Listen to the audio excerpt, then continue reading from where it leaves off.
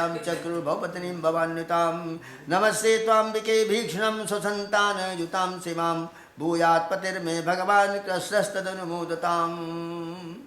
देवी जी के मंदिर में पहुंचकर रुक्मिणी जी ने अपने कमल के सदृश कोमल हाथ पैर धोए, आचमन किया। इसके बाद बाहर भीतर से पवित्र होकर शांत भाव से युक्त होकर अंबिका जी के मंदिर में प्रवेश किया।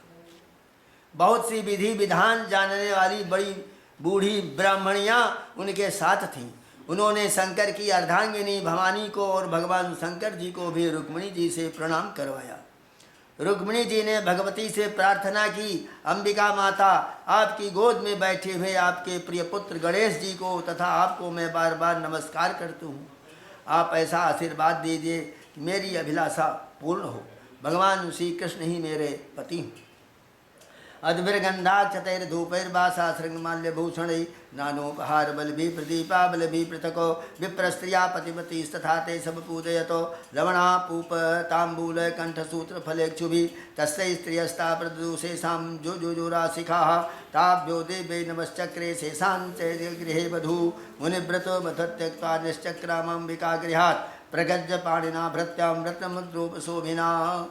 इसके बाद रुक्मिणी जी ने भीतर जाकर के जल गंध अक्षत धूप दीप नैवेद्य पुष्पमाला आभूषण से भेंट करके आरती करने लग गईं और अंबिका की पूजा किया। फिर उक्त सामग्रियों से नमक पुआ और कंठसूत्र फल और ईख से सुहागिन ब्राह्मणियों की भी पूजा किया। तब ब्राह्मणियों ने उन्हें प्रसाद देकर आशीर्वाद दिए और दुल्हन ने ब्राह्मणियों माता अंबिका को नमस्कार करके प्रसाद ग्रहण किया। पूजा अर्चा की विधि समाप्त हो जाने पर उन्होंने मौन व्रत तोड़ दिया और रत्न जटित अंगूठी से जगमगाते हुए कर कमल के द्वारा एक सहेली का हाथ पकड़कर वे गिरजा मंदिर से बाहर निकली। ताम देव मायामिव वीर मोहिनीं सुमध्यमां कुंडल मंडिताननां और श्यामं नितिम्बार्पित रत्न मेखलां व्यंजस्तनीं कुंतल संकेते क्षणम्। परीक्षित, रुक्मिणी जी भगवान की माया के समान ही बड़े बड़े धीर वीरों को भी मोहित कर लेने वाली थी। उनका कटी भाग बड़ा सुंदर पतला था। मुखमंडल पर कुंडलों की शोभा जगमगा रही थी। वे किशोर तरुण अवस्था की संधि में स्थित थीं। नितंब पर जड़ाऊ करधनी शोभायमान थी।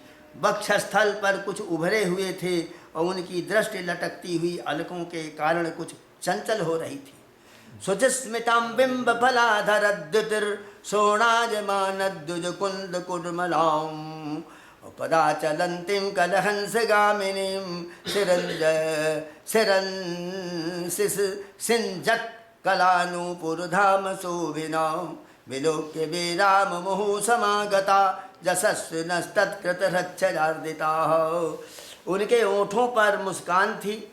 दांतों की पांति भी कुंदकली के समान थी। उज्जवल परंतु पके हुए कुंदरू के समान लाल नेत्र, ओठों की चमक से उस पर भी लालिमा आ गई थी। उनके पायों के पावजेब चमक रहे थे।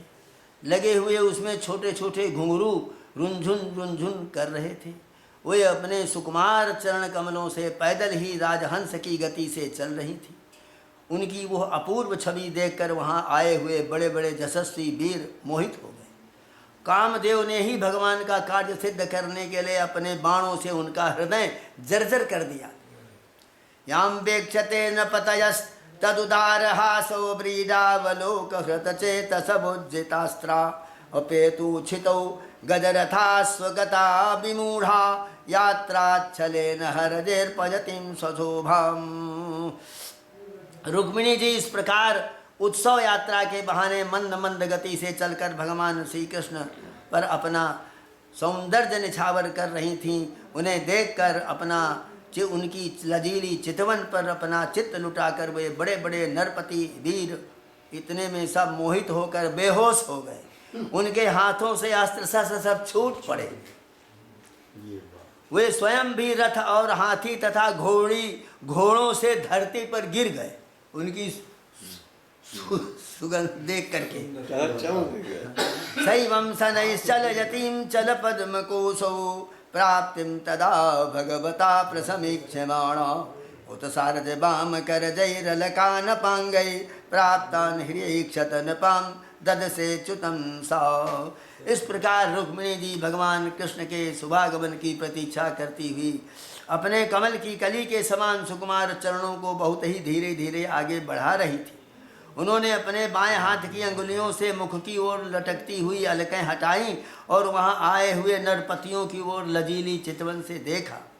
उसी समय उन्हें श्याम सुंदर भगवान कृष्ण के दर्शन हो गए। ताम राजकन्याम रथमारुरक्षतीं जहार कृष्णो द्विखदाम समीक्षतम रथम समारोप्य सुपाल सुपर्ण लक्षणम राजन् चक्रम परिभुज माधव। राजकुमारी रुक्मिणी जी जब राजकुमारी रुक्मिणी जी रथ पर चढ़ना ही चाहती थीं कि भगवान कृष्ण ने अपना शत्रुओं के देखते देखते उनकी भीड़ से रुक्मिणी जी को उठा लिया और उन सैकड़ों राजाओं के सिर पर पांव रखकर उन्हें अपने उस रथ पर बैठा लिया जिसकी ध्वजा पर गरुड़ का चिन्ह लगा हुआ था। ततो जजौ राम पुरोगमय सनय श्रृगाल मध्यादिव भाग हद्धरी। जैसे सिंह सियारों के बीच से अपना भाग ले जाए वैसे ही रुक्मिणी जी को लेकर भगवान कृष्ण बलराम जी और बहुत से जजवंशियों के साथ वहाँ से चल पड़े। तम मानिना स्वाभिभवम जसाक्षयम परे जरासंध बसान से हिरे अधोधिगस्मांजत जसयात धन्वनम गोपैर्हतम केसरिणम मृगैरिवो। उस समय जरासंध के बसवर्ती अभिमानी राजाओं को अपना ये बड़ा भारी तिरस्कार और यश कीर्ति का नाश सहन न हुआ। वे सबके सब चिढ़कर कहने लगे, हमें धिक्कार है, आज हम लोग धनुष बाण धारण करके खड़े रह गए और ग्वाले जैसे सिंह के भाग को हरिण ले जाए उसी प्रकार हमारा यश सब छीन ले गए। श्रीमद्भागवते महापुराणे पारमहंस्यां संहितायां दशमस्कन्धे उत्तरार्धे रुक्मिणी हरणं नाम 353 श्री कृष्ण गोविंद हरे मुरारे हे नाथ नारायण वासुदेव। श्री कृष्ण गोविंद हरे मुरारे हे नाथ नारायण वासुदेव। रुक्मिणी हरण हो। हाँ, अब युद्ध और कल लेकर चलेंगे।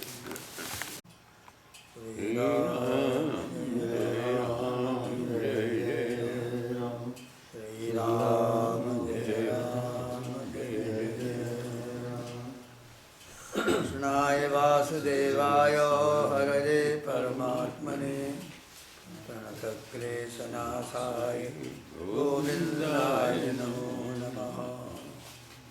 नारायणं नमस्कृत्य नरं चैव नरोत्तमं देवीं सरस्वतीं व्यासं ततो जयमुदीरयेत्।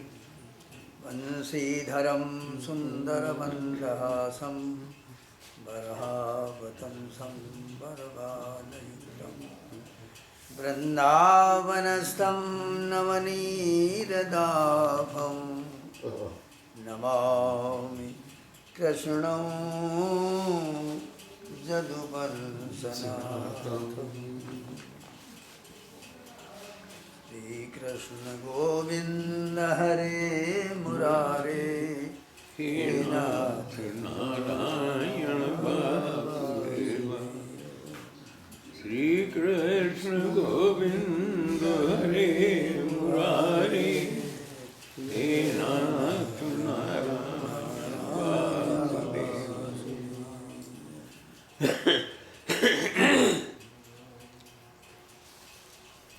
अब आज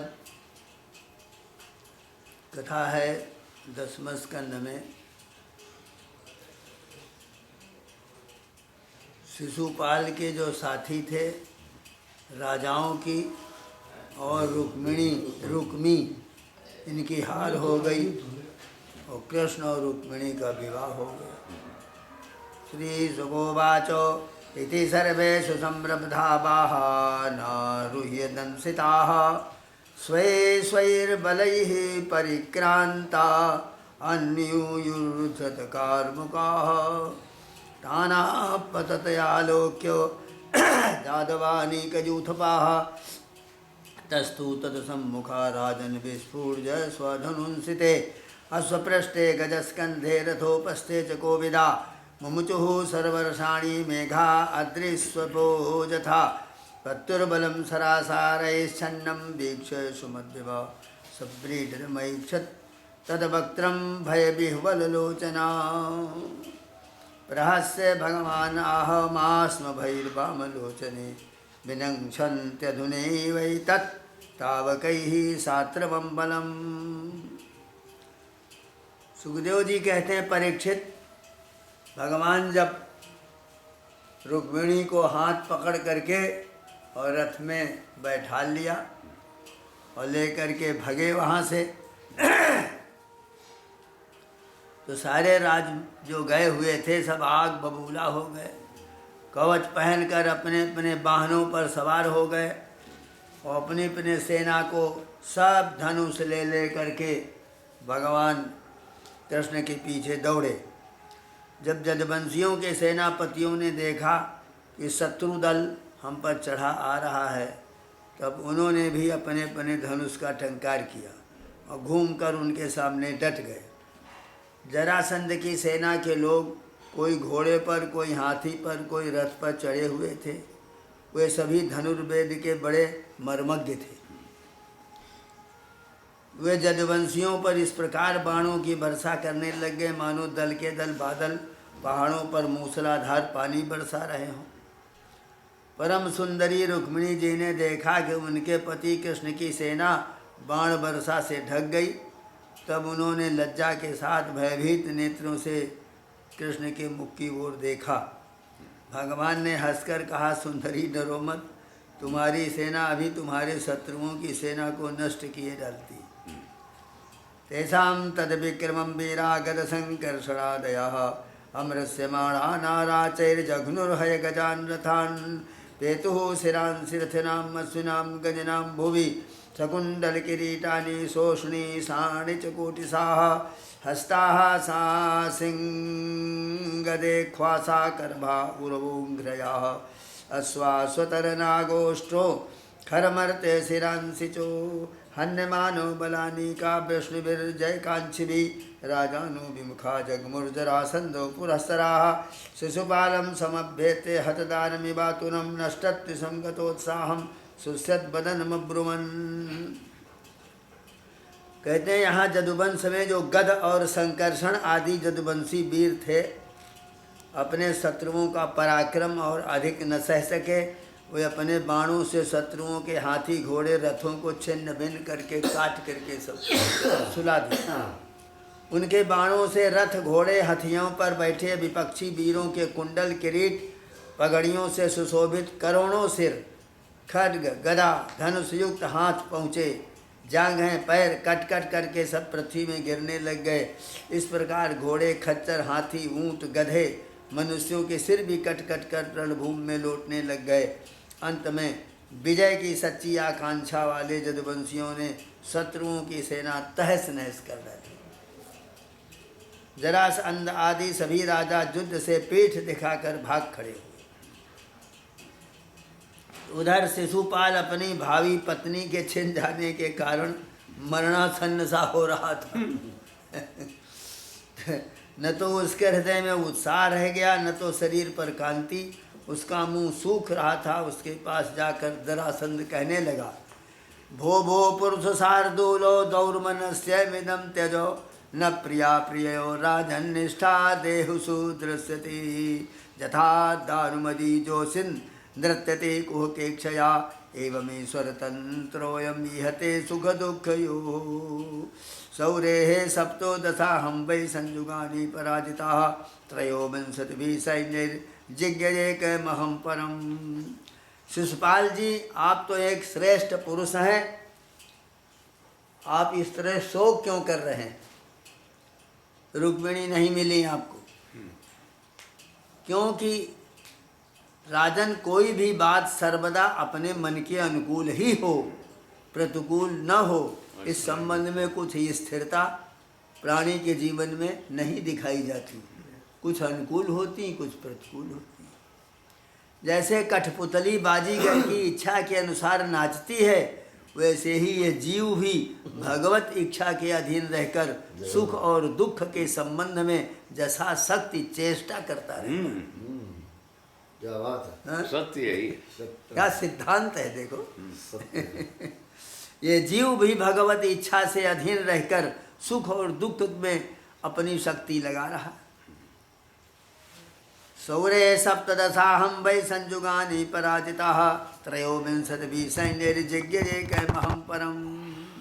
देखिए श्री कृष्ण ने मुझे 23 अक्षौहिणी सेनाओं के साथ 17 बार हरा दिया। मैंने केवल एक बार 18वीं बार उन पर विजय प्राप्त की। तथाप्यहं न शोचामि न प्रहस्यामि कर्हिचित् कालेन दैवयुक्तेन जानन् विद्रावितं जगतो। फिर इस बात को लेकर मैं न तो कभी शोक करता हूँ न कभी हर्ष करता हूँ, क्योंकि मैं जानता हूँ कि प्रारब्ध के अनुसार काल भगवान ही इस चराचर जगत को झकझोरते रहते हैं। भगवान ही ये सब कर रहे हैं, इसमें कोई संदेह नहीं है। अधुनापि वयं सर्वे वीरजूथ विजूथपाः पराजिता फल्गुतन्त्रैर्जदुभिः कृष्णपालितैः रिपवो जज्ञुरधुना कालयात्मानुसारिणी तदा वयं विजयस्यामो यदा कालः प्रदक्षिणा। इसमें संदेह नहीं, हम लोग बड़े बड़े वीर सेनापतियों के भी नायक हैं, फिर भी इस समय कृष्ण के द्वारा सुरक्षित जदुवंशुओं की थोड़ी सी सेना ने हमें हरा दिया। इस बार हमारे शत्रुओं की ही जीत हुई, क्योंकि काल उन्हीं के अनुकूल था। जब काल हमारे दाहिने होगा तब हम भी उन्हें जीत लेंगे। एवं प्रबोधितो मित्रैश्चैद्योगात् सानुगापुरं हतशेषा पुनस्तेपि जजुः स्वं स्वं पुरं नृपाः। जब मित्रों ने इस प्रकार समझाया तब चेदी राज शिशुपाल अपने अनुयायियों के साथ अपनी राजधानी को लौट गया, और उसके मित्र राजा भी थे जो मरने से बचे थे, अपने अपने नगरों को वो भी चले गए। रुक्मी तो सा राक्षसोद्बाहम कृष्णा विड सहन स्वसुः पृष्ठतोन्नो गमत कृष्णम अक्षोहिणा व्रतो बलि रुक्ममर्षि सुसंरब्धा षड्वतां सर्वभूभुजां प्रतिजज्ञे महाबाहुर्दंसिता सप्सरासनाः अहत्वा समरे कृष्णं अप्रत्युच्छुः रुक्मिणीं कुण्डिनं न प्रवक्ष्यामि सत्यमे तद्ब्रवीमि वा इत्युक्ता रथमारुह्य सारथिं प्राह सत्वरा चोदया स्वाञ्जतः कृष्णस्तस्य मे संयुगं भवेतो। रुक्मिणी जी का बड़ा भाई जो है रुक्मी, वो कृष्ण से बहुत द्वेष रखता था। उसको ये बात बिल्कुल सहन नहीं हुई कि मेरी बहन को कृष्ण हर ले जाएं और राक्षस रीति से बलपूर्वक उसके साथ विवाह करें। और रुक्मी बलि तो था ही, उसने एक अक्षौहिणी सेना साथ ले ली और कृष्ण का पीछा किया। महाबाहु रुक्मी क्रोध के मारे जल रहा था। उसने कवच पहन करके और धनुष धारण करके समस्त नरपतियों के सामने प्रतिज्ञा किया, मैं आप लोगों के बीच में ये शपथ करता हूँ, यदि मैं युद्ध में कृष्ण को न मार सका और अपनी बहन रुक्मिणी को न लौटा सका तो अपनी राजधानी कुंडिनपुर में प्रवेश नहीं करूँगा। ये प्रतिज्ञा हो गई। इत्युक्त्वा रथमारुह्य सारथिं प्राह सत्वरा चोदया स्वाञ्जता कृष्ण तस्य मे संयुगम भवेतो। ये कहकर वो रथ पर सवार हो गया और सारथी से बोला, जहाँ कृष्ण हो वहाँ शीघ्र से शीघ्र मेरा रथ ले चलो, आज मेरा उन्हीं के साथ युद्ध होगा। अद्याहं निशितैर्बाणैर्गोपालश्च गोपालस्य सुदुर्मतेः नेशे वीर्यमदं जेने स्वसा मे प्रसवं मता विकथमाना कुमतीरीश्वरस्या प्रमाणवितो रथैनैकेन गोविन्दं तिष्ठ तिष्ठेत् तथा हुयः धनुर्वृकस्य सुदृढं जघने कृष्णं त्रिभिः आह चात्र क्षणं तिष्ठ जदूनां कुलपांसनः कुत्र यासि स्वसारं मे मुखित्वाध्वांशबद्धवि हरिसेद्यमदं मन्दो मायिनः कूटयोधिनः। आज मैं अपने तीखे बाणों से उस खोटी बुद्धि वाले ग्वाले के बल वीर्य का घमंड चूर चूर कर दूंगा। ये कहने लगा रुक्मी। बहुत नाराज। देखो तो उसका साहस हमारी बहन को बलपूर्वक घर ले गया। परीक्षित, रुक्मी की बुद्धि बिगड़ गई। वो भगवान के तेज प्रभाव को बिल्कुल नहीं जानता था। इसी से इस प्रकार बहक बहक कर बातें करता हुआ एक ही रथ से कृष्ण के पास पहुंचकर ललकारने लग गया, खड़ा रहे खड़ा रहे। उसने अपने धनुष को बलपूर्वक खींचकर कृष्ण को 3 बाण मारे और कहा, एक क्षण मेरे सामने ठहर। जदवंशियों के कुल कलंक, जैसे कौवा होम की सामग्री चुरा कर उड़ जाए, वैसे तू मेरी बहन को चुरा कर कहाँ लिए भागा जा रहा। अरे मंद, तू बड़ा मायावी कपट युद्ध में कुशल है। आज मैं तेरा सारा गर्व अभी चूर किए देता हूँ। जावन्न में हतो बाणै सयिथा मंचदारिकां स्वयं कृष्णो धनुश्चित्वा षड्भिर्विव्याध रुक्मिणम् अष्टभिश्चतुरो बाहं द्वाभ्यां सूतं ध्वजं त्रिभिः सा चान्यद्धनुराधारे कृष्णं विव्याध पञ्चभिः तैस्ताडिता सरौघैस्तु चिच्छेद धनुरच्युताः पुनरन्यदुपादत्त तदप्यच्छिन्नदव्ययाः परिगं पट्टिसं शूलं चर्मासि शक्तितोमरौ जदा युधमादत्ते तत्सर्वं शोचिनद्धरिः। कहते हैं जब तक हमारे बाण तेरे को अभी धरती पर न सुला दें, तब तक पहले ही मेरी बच्ची को छोड़ करके भाग जा। रुक्मी की बात सुनकर भगवान कृष्ण मुस्कुराने लगे। उन्होंने उसका धनुष काट डाला, उस पर 6 बाण छोड़े। साथ ही भगवान कृष्ण ने 8 बाण उसके 4 घोड़ों पर, 2 सारथी पर छोड़े और 3 बाणों से उसके रथ की ध्वजा को काट डाला। रुक्मी ने दूसरा धनुष उठाया, भगवान कृष्ण को 5 बाण मारे।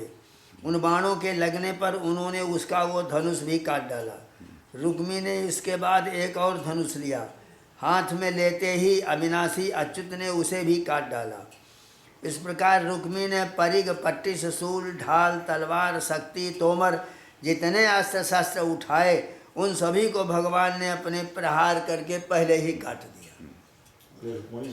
अब रुक्मी क्रोधवश हाथ में तलवार लेकर कृष्ण को मार डालने की इच्छा से रथ से कूद पड़ा और इस प्रकार झपटा जैसे पतंगा आग की ओर।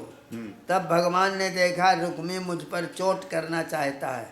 तब उन्होंने अपने बाणों से उसकी ढाल तलवार को भी टुकड़े टुकड़े करके तोड़ दिया और उसको मार डालने के लिए हाथ में तीखी तलवार निकाल ली।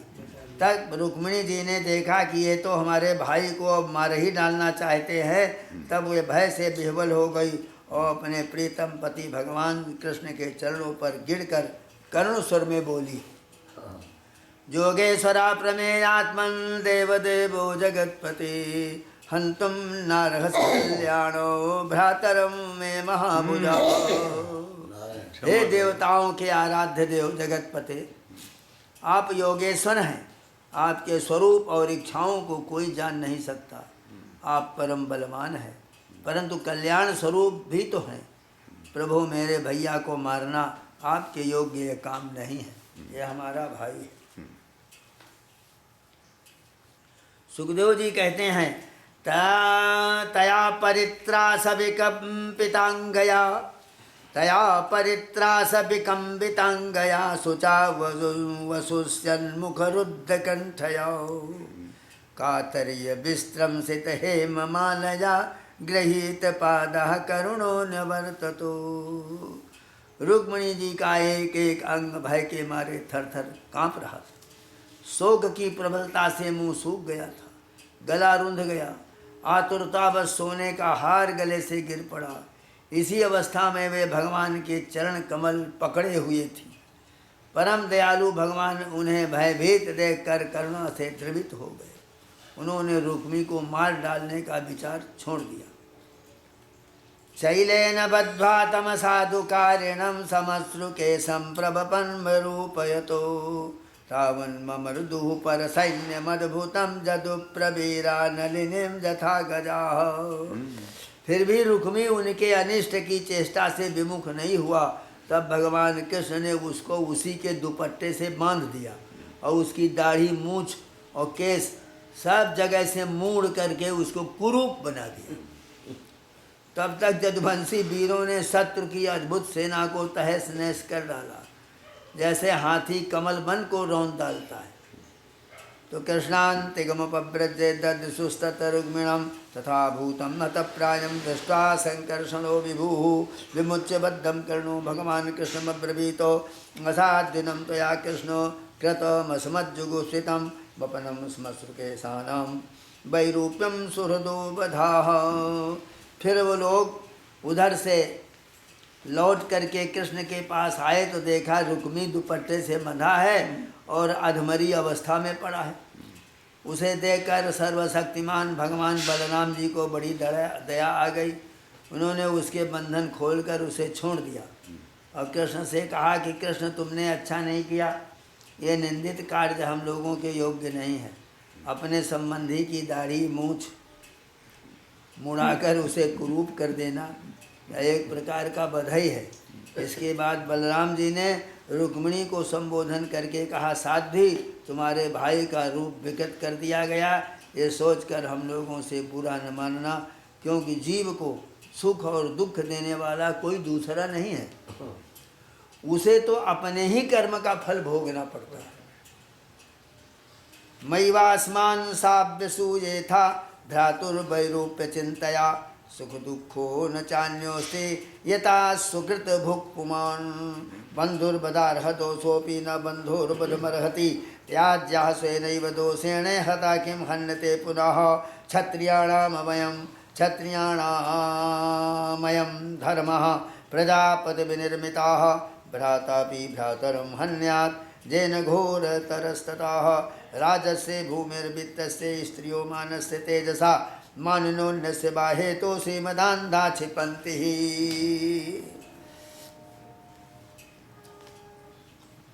अब श्री कृष्ण से बोले बलराम जी, कृष्ण यदि समस्त अपना सगा संबंधी वध करने योग्य अपराध करे तो भी अपने ही संबंधियों के द्वारा उसका मारा जाना उचित नहीं है, उसे छोड़ देना चाहिए। वो अपने अपराध से ही मर चुका, मरे हुए को फिर क्या मारना। फिर रुक्मिणी जी से बोले, साध्वी ब्रह्मा जी ने क्षत्रियों का धर्म ही ऐसा बना दिया है कि सगा भाई भी अपने भाई को मार डालता है, इसलिए ये छात्र धर्म अत्यंत घोर है। इसके बाद कृष्ण से बोले, भाई कृष्ण ये ठीक है, जो लोग धन के नशे में अंधे हो रहे हैं, अभिमानी हैं, वे राज्य पृथ्वी पैसा स्त्री मान तेज और किसी कारण से अपने बंधुओं का भी तिरस्कार कर दिया करते हैं। तवेयं विषमा बुद्धि सर्वभूतेषु दुर्हृदां जनमन्य से सदा भद्रम सुहृदां भद्रमज्ञवतो आत्ममोहो नृणामे से कल्पते देव मायया सुहृदुर्हदो दासीन इति देहि आत्ममानिनाम् एकदेव परोध्यात्मा सर्वेषामपि देहिनां नानेव गृह्यते मूढ़ैर्यथा ज्योतिर्यथा नभः देहाद्यन्तवाने से द्रव्य प्राणे गुणात्मका आत्मन्न विद्या क्लिप्ता संसारयति देहिनं नात्मनोन्नेन जुञ्जोगो वियोगश्चा सतः सति तद्धेतुत्वात् तत्प्रसिद्धिर्दृग्रूपाभ्यां यथा रवेः। रुक्मिणी जी से बोले बलराम जी कि साध्वी तुम्हारे भाई बंधु समस्त प्राणियों के प्रति दुर्भाव रखते हैं, हमने उनके मंगल के लिए ही उनके प्रति दंड का विधान किया है, उसे तुम अज्ञानियों की भांति अमंगल मान रही हो, ये तुम्हारी बुद्धि की विषमता है। देवी, जो लोग भगवान की माया से मोहित होकर देह को ही आत्मा मान बैठते हैं, उन्हीं को ऐसा आत्ममोह होता है कि यह मित्र है और ये शत्रु है और यह उदासीन है। समस्त देहधारियों की आत्मा एक ही, कार्य कारण से माया से उसका कोई संबंध नहीं। जल और घड़ा आदि उपाधियों के भेद से जैसे सूर्य चंद्रमा आदि प्रकाशयुक्त पदार्थ और आकाश भिन्न भिन्न मालूम पड़ते हैं, परंतु हैं एक ही, वैसे ही मूर्ख लोग शरीर के भेद से आत्मा का भेद मानते हैं। ये शरीर आदि और अंत वाला है, यह शरीर आदि और अंत वाला है। पंचभूत, 5 प्राण और 5 तन्मात्रा और 3 गुण, बस यही ये शरीर है। आत्मा में उसके अज्ञान से ही इसकी कल्पना हुई है और वो कल्पित शरीर ही उसे मैं समझता है, उसको जन्म और मृत्यु के चक्कर में ले जाता है। साध्वी नेत्र और रूप दोनों ही सूर्य के द्वारा प्रकाशित होते हैं। सूर्य ही उनका कारण है, इसलिए सूर्य के साथ नेत्र और रूप का न तो कभी वियोग होता है न संयोग होता है। इसी प्रकार समस्त संसार की सत्ता आत्म सत्ता के कारण जान पड़ती है और समस्त संसार का प्रकाशक आत्मा ही है। फिर आत्मा के साथ दूसरे असत पदार्थों का संयोग वियोग कैसे हो सकता है? कहते हैं जन्मादयस्तु देहस्य, जन्म लेना, रहना, बढ़ना, बदलना, घटना, मरना, ये सारे विकार शरीर में होते हैं, आत्मा में नहीं होते। जैसे कृष्ण पक्ष में कलाओं का ही क्षय होता है, चंद्रमा का नहीं, परंतु अमावस्या के दिन व्यवहार में लोग चंद्रमा का ही क्षय हुआ कहते सुनते हैं। वैसे ही जन्म मृत्यु आदि सारे विकार शरीर के ही होते हैं, परंतु लोग उसे भ्रमवश अपने आत्मा का मान लेते हैं। यथा शयान आत्मानं विषयान फलदमे वचो अनुभुङ्क्ते सत्यर्थे तथा प्रो तथाप्नोत्यबुधो भवम तस्मात् अज्ञानजं शोकम् आत्मशोष विमोहनम तत्वज्ञानेन निर्हत्ते स्वस्था भव शुचिस्मति। जैसे सोया हुआ पुरुष किसी पदार्थ के न होने पर भी स्वप्न में भोक्ता भोग्य और भोग रूपी फलों का अनुभव करता है, उसी प्रकार अज्ञानी लोग झूठ मूठ संसार चक्र का अनुभव करते हैं। इसलिए साध्वी अज्ञान के कारण होने वाले इस शोक को त्याग दो।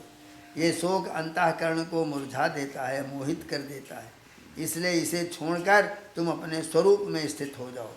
सुखोवाच एवं भगवता तन्वी रामेण प्रतिबोधिता वैमनस्यं परित्यज्य मनोबुद्ध्या समादधे। इस प्रकार बलराम जी ने समझाया, तब परम सुंदरी रुक्मिणी जी ने अपने मन का मैल मिटाकर विवेक बुद्धि से उसका समाधान किया।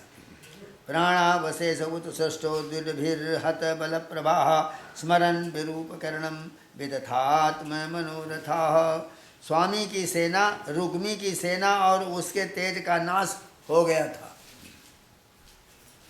केवल प्राण बच रहे थे। उसके चित्त की सारी आशा अभिलाषाएं व्यर्थ हो चुकी थीं और शत्रुओं ने अपमानित करके उसे छोड़ दिया था। उसे अपने विरूप किए जाने की कष्टदायक स्मृति भूल नहीं पाती थी। चक्रे भोजकटम नामो निवासाय महत्पुरम आहत्वा दुर्मतिम कृष्णम प्रत्युह्य जवीयसीम कुंडनम न प्रवेक्षामि त्यक्त्वा तत्राव सदृशा। उसने अपने रहने के लिए भोजकट नाम की एक बहुत बड़ी नगरी बसाई। उसने पहले ही यह प्रतिज्ञा कर ली थी कि दुर्बुद्धि कृष्ण को मारे बिना, अपनी छोटी बहन को लौटाए बिना कुंडनपुर में प्रवेश नहीं करूँगा। इसलिए क्रोध करके वो वहीं रहने लगा। भगवान भीष्मक सुतामेवं निर्जित्य भूमिपान पुरमानीय विधिवत उपये में कुरुदुपह तदा महोत्सवं नृणां जदुपुरजां गृहे गृहे अभूदनन्य भावानां कृष्णे जदुपतो नृपो नरानार्यस्य मुदिताः प्रमष्टमणिकुण्डलाः पारिबर्ह मुपाजघ्नुर्बरयोश्चित्रवाससोः। परीक्षित, भगवान कृष्ण को इस प्रकार सब राजाओं को भगवान ने जीत लिया और विदर्भ राजकुमारी रुक्मिणी जी को द्वारिका में लाकर विधिपूर्वक पानी ग्रहण किया। उस समय द्वारिकापुरी में घर घर बड़ा उत्सव मनाया जाने लगा। वहाँ के सभी लोग जदुपति कृष्ण के प्रति अनन्य प्रेम रखते थे। सावृष्णिपुर्युत्तभितेन्द्र केतुभिर्विचित्रमाल्याम्बर रत्नतोरणैः बभौ प्रतिद्वार्य प्रक्लिप्त मंगलैरापूर्ण कुंभा गुरुधूपदीपकैः। उस समय द्वारिका की अपूर्व शोभा थी। कहीं बड़ी बड़ी पताएं फहरा रही हैं, रत्नों के तोरण बंधे हैं, द्वार द्वार पर दूब खील मंगल की सजाई हुई वस्तुएं हैं, जल भरे का रस, अर्गजा धूप और बड़ी शोभा हो रही थी। विषिक्त मार्गा मदच्युतभिर्राहु त्वप्रेषभूभुजां गजैर्द्वासु परामृष्टो रम्भापूगोपशोभिता कुरु सृञ्जय कैकेय विदर्भ जदुकुन्तयाः मिथो मुदिरे तस्मिन् सम्भ्रमात् परिधावतां रुक्मिण्या हरणं श्रुत्वा गीयमानं ततस्तताः राजानो राजकन्याशय बभूवुर्भृश विस्मिताः द्वारकायां भूतराजन् महामोदः पुरोकसां रुक्मिण्या रमयोपि तं दृष्ट्वा कृष्णं श्रियापतिं मित्र नरपति आमंत्रित किए गए थे। उनके मतवाले हाथियों के मद से द्वारिका की सड़कें गलियों के चौपट छिड़काव हो रहा था।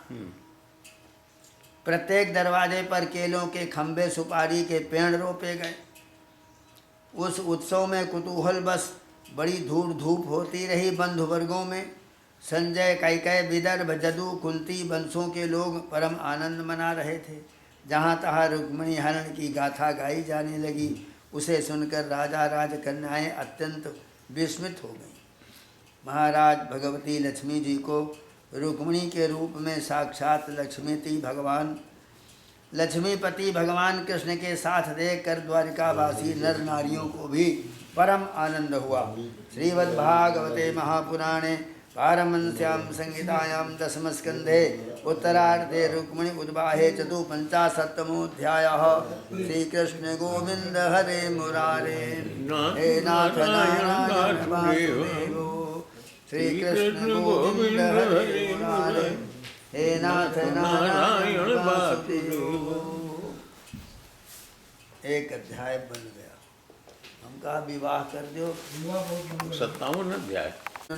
देहोपपत्तदे भूजस्तमेव प्रतिपद्यतो सैव जातो वैदर्भ्यां कृष्णवीर्य समुद्भवाः प्रद्युम्न इति विख्याता सर्वतो नवमः पितुः तं संवरः कामरूपी हत्वा तो मम निर्दशं सा विदित्वात्मना शत्रुं प्रासोदन्वत्यगात् गृहम्। परीक्षित, कामदेव जिसको भगवान वासुदेव के ही जो अंश हैं, वे पहले भगवान शंकर जी की क्रोध की अग्नि में काम भस्म हो गया था। अब फिर शरीर प्राप्ति के लिए उन्होंने अपने अंशी भगवान वासुदेव का आश्रय लिया। वे ही काम अब की बार भगवान कृष्ण के द्वारा रुक्मिणी जी के गर्भ से उत्पन्न हुए और प्रद्युम्न नाम से जगत में प्रसिद्ध हुए। सौंदर्य, वीर्य, सौशील्य आदि सद्गुणों से भगवान कृष्ण से वे किसी प्रकार कम नहीं थे। बालक प्रद्युम्न अभी 10 दिन के हुए थे। तम संबरा कामरूपी हत्वा तो गुमनिर्दशम सा विदित्वात्मना शत्रुं प्रासोदन्वत्यगात् गृहम्। जन्म होकर के 10 दिन बीते थे। चारपाई में पड़े हुए थे, छोटे खटोले में। उसी समय पर कामरूपी संबरासुर जो है, वेश बदल करके सूतिका घर से उन्हें हर ले गया और समुद्र में फेंक दिया। और उसे मालूम हो गया कि यह मेरा शत्रु है। समुद्र में बालक प्रद्युम्न को एक बड़ा भारी मत्स्य जो है वो निगल गया। सा तम निर्जगार बलवान मीना सोप्य परई सह व्रतो जालेन महता गृहीतो मत्स्यजीविभिः तम संबराय कैवर्ता उपादनुरूपायनं सूदा महानसं नीत्वा बद्धन् स्वधितेनाद्भुतम्। उसके अनंतर मछुओं ने अपने बहुत से जाल में फंसाकर दूसरी मछलियों के साथ उस मत्स्य को भी पकड़ लिया। उन्होंने उसे ले जाकर संबरासुर को भेंट के रूप में दे दिया। संबरेसुर को दिया। संबरासुर के रसोइये उस अद्भुत मत्स्य को उठाकर रसोई घर में ले आए और कुल्हाड़ियों से उसे काटने लग गए। दृष्ट्वा तदुदरे बालं मायावत्ते विवेदयन् नारदो कथयत् सर्वं तस्याशङ्किते तथाः बालस्य तत्त्वमुत्पत्तिं मत्स्योदरनिवेशरं सा चकामस्य वै पत्नीरतिर्नाम यशस्विनी पत्तुर्निदग्धते हस्ये देहोत्पत्तिं प्रतीक्षति। रसोइये ने मछली के पेट में एक बालक देखा। उसे संबरासुर की दासी मायावती को दे दिया। उसके मन में बड़ी शंका हुई। तब नारद जी ने आकर के बालक का कामदेव होना और कृष्ण की पत्नी रुक्मिणी के गर्भ से जन्म लेना और मत्स्य के पेट में जाना सब बताया। परीक्षित वो मायावती कामदेव की जैसे सुनी पत्नी थी और उसी के घर में सेवा करती थी, रहती थी, और यह पूर्व जन्म पहले में काम की ही वो पत्नी थी। जिस दिन शंकर जी के क्रोध से कामदेव का शरीर भस्म हो गया, उसी दिन से वह उसकी देह के पुनः उत्पन्न होने की प्रतीक्षा कर रही थी। उसी रति को संबरासुर ने अपने यहाँ दाल भात बनाने के लिए काम में रखा था। निरूपिता संबरेण सा सुपोदन साधने कामदेवं सुसुम्बुद्ध्वा चक्रे स्नेहं तदार्भके नातिदीर्घेण कालेन सकार्ष्णीरूढयौवनः जनयामास नारीणां वीक्षन्तीनां च विभ्रमम्।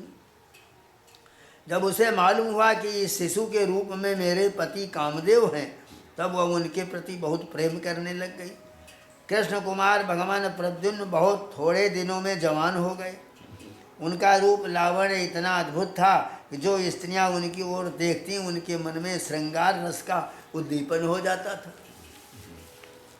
सातम पतिम पद्मतलाजते क्षणम प्रलम्ब बाहुम नरलोक सुंदरम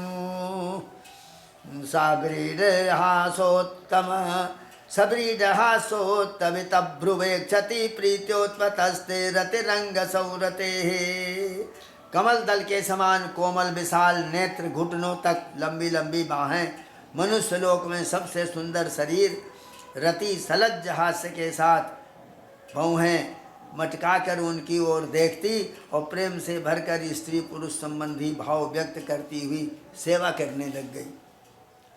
श्री कृष्ण नंदन भगवान प्रद्युम्न ने उसके भाव में परिवर्तन देखकर कहा, देवी तुम तो मेरी माँ के समान हो, तुम्हारी बुद्धि उल्टी कैसे हो गई?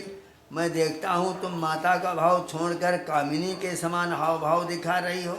रतिरुवाचो भवान नारायण सुता संबरेणा हतो गृहात् अहंते धीकृता पत्नी रति कामो भवान प्रभो ए सत्वा निर्दशम सिंधा वक्षिप छम्बरो सुराः मत्स्योग्रसीत्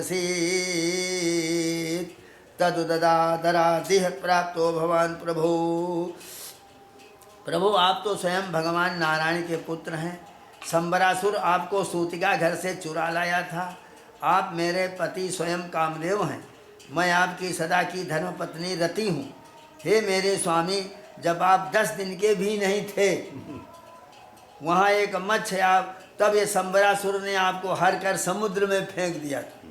वहाँ एक मत्स्य आपको निगल गया, उसी के पेट से आप यहाँ मुझे प्राप्त हुए। ये संबरासुर सैकड़ों प्रकार की माया जानता है, इसको अपने बस में कर लेना या जीत लेना बहुत कठिन है। आप अपने शत्रु को मोहन आदि मायाओं के द्वारा नष्ट कर डालिए। तमिमं जहि दुर्धर्षं दुर्जयं शत्रुमात्मना माया सतवेदं तुंच मायाभिर्मोहनादिभिः परिशोचति ते माता कुटुरीवो गतप्रजा पुत्रस्नेहाकुलादीना बिभत्सा गौरीवातुराः प्रभासेवं ददो विद्यां प्रद्युम्नादे महात्मने मायावती महामायां सर्वमाया विनाशिनीं। तो रति ने कहा कि स्वामिन, अपनी संतान आपके खो जाने से आपकी माता रुक्मिणी पुत्र स्नेह से कुररी की तरह रो रही है, सारस पक्षी जैसे रोता है। वे आतुर होकर अत्यंत दीनता से रात दिन चिंता करती हैं और उनकी वैसी ही दशा हो रही है जैसे बच्चा खो जाने पर कुररी पक्षी की अथवा बछड़ा खो जाने पर बेचारी गाय की दशा होती। प्रभात सेवं ददो विद्यां प्रद्युम्नादे महात्मने। तो मायावती रति ने इस प्रकार कहकर परम शक्तिशाली प्रद्युम्न को महामाया नाम की विद्या सिखा दिया। महामाया ये विद्या ऐसी है जो सब प्रकार की मायाओं का नाश कर देती है। सत्संबरमभ्येते संजुगाजे समाहुयतो अविखस्यैस्तवा क्षेपै क्षिपन् संजनयन कलिम। अब प्रद्युम्न जी संबरासुर के पास जाकर उस पर बड़े कटु कटु आक्षेप करने लगे। वे चाहते थे कि वो किसी प्रकार झगड़ा कर बैठे। इतना ही नहीं, उन्होंने युद्ध के लिए उसे स्पष्ट रूप से ललकारा। सोदिक्षिप्तो दुर्वचो भी पादाहतयोरगाः निश्चक्रामे गदा पाणी रमर्षात् ताम्रलोचनाः गदामाविद्यतरसा प्रद्युम्नादे महात्मने प्रक्षुप्य व्यनदन्नादं वज्र निष्पेश निष्ठुरम्। प्रद्युम्न जी के कटु वचनों की चोट से संबरासुर तिलमिला उठा, मानो किसी ने विषैले सांप को पैर से ठोकर मार दी हो। उसकी आंखें क्रोध से लाल हो गईं। वो हाथ में गदा लेकर बाहर निकल आया, अपनी गदा से बड़े जोर से आकाश में घुमाई और प्रद्युम्न जी के ऊपर चला दी।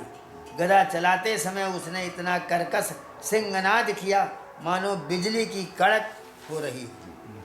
तामा पतंतीम भगवान प्रद्युम्नो गदया गदाम अपास्य शत्रवे क्रुद्रा प्राहिणो तो स्वागताम नृपो। परीक्षित भगवान प्रद्युम्न ने देखा कि उसकी गदा बड़े वेग से मेरी ओर आ रही है, तब उन्होंने अपनी गदा के प्रहार से उसकी गदा गिरा दिया और क्रोध में भरकर अपनी गदा उस पर चला दिया। सचमायाम समाश्रित्य दैतेयीं मैदर्शिताम मुमुचेस्त्रमयं वरसिंकाष्णो वैहायसोऽसुराः। तब वो दैत्य मायासुर की बतलाई हुई आसुरी माया का आश्रय लेकर आकाश में